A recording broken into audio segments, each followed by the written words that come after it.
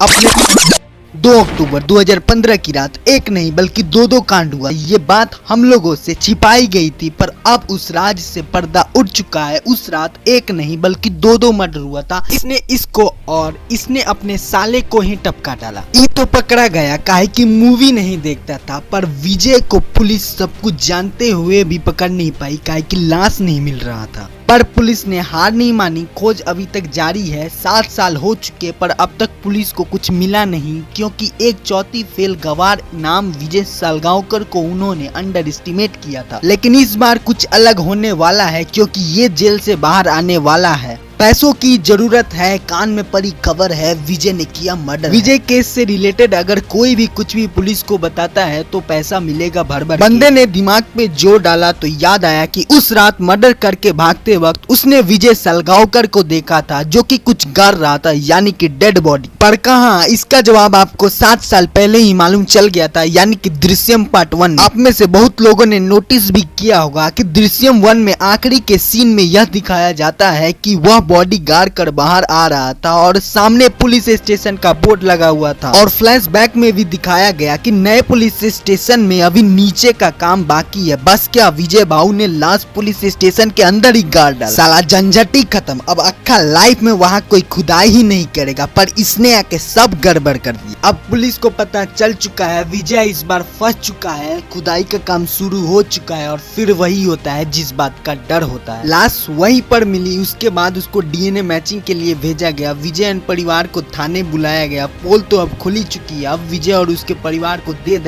दनादन मारना शुरू। अपने परिवार को दुख में देख विजय स्वीकार करता है कि उसने ही सैम का मर्डर किया है। अब अगले दिन विजय को कोर्ट में पेश किया जाएगा और तब तक के लिए उसे छोड़ दिया जाता है। पुलिस वाले इसे अपनी जीत समझते हैं और यहीं पे वो गलती कर देते हैं। थोड़ी देर बाद बताता हूँ ऐसा क्यों। कोर्ट में जब विजय से जज ने पूछा कि क्या ये बयान डरा धमका के लिया गया है, तब देखो ट्विस्ट साला विजय बोलता है यस यस, और जज बोला ये सब कहा कोर्ट में पहला पेराल बरक का। तभी डीएनए का रिपोर्ट आता है और हम सबका दिमाग सटका जाता है। भाई डीएनए का रिपोर्ट नॉट फाउंड यानी मैच नहीं कर रहा है। भाई साला तो कंकाल किसका था भाई? कंकाल तो सैम का ही था। तो क्या डीएनए रिपोर्ट बदल दी? नहीं यार, उसने तो कंकाल को ही बदल डाला। साला विजय सालगांवकर जैसा दिमागदार आदमी आज तक मैंने नहीं देखा था भाई। उसको पता था, पहले से ही पता। एक न एक दिन पुलिस उस लाश को ढूंढ ही लेगी और ढूंढने के बाद क्या करना है उसका भी प्लान उसने पहले से ही बना के रखा था। उसने कब्रिस्तान के वॉचमैन से दोस्ती भी की ताकि उसे कंकाल के बारे में पूरा डिटेल मिल सके। और ये सब करने के बाद उसने सैम जैसा ही कंकाल कब्रिस्तान के वॉचमैन से मांग भी लिया, जहाँ पे डीएनए टेस्टिंग होती है। उसके वॉचमैन से भी दोस्ती की और उसको मूवी का झांसा भी दिया। रोज रात को उसके साथ दारू पीता था। अब देखो भाई खेल में कितना मजा आएगा। लाश मिलने के बाद पुलिस ने विजय से स्वीकार भी करवा लिया, लेकिन उसके बाद उन्होंने विजय को जाने दिया। वो लोग सोचे कि उनकी जीत हुई, लेकिन यहीं पे वो मिस्टेक करते हैं भाई। जैसे ही उन्होंने विजय को छोड़ा, वह तुरंत गया जहाँ पे उसने कंकाल गाड़ा था सैम जैसा, और तुरंत लेकर उसे डीएनए टेस्टिंग लैब में गया। और एक गवर्नमेंट का रूल है कि डीएनए टेस्टिंग जो होता है हमेशा दिन में होता है। ये बात विजय को पता थी। उसने वॉचमैन को पूरा भर भर के दारू पिलाया, पूरा टल्ली करके सुला दिया। असली कंकाल के जगह नकली कंकाल रख दिया। उसके बाद जो असली वाला कंकाल था उसको जला दिया। साला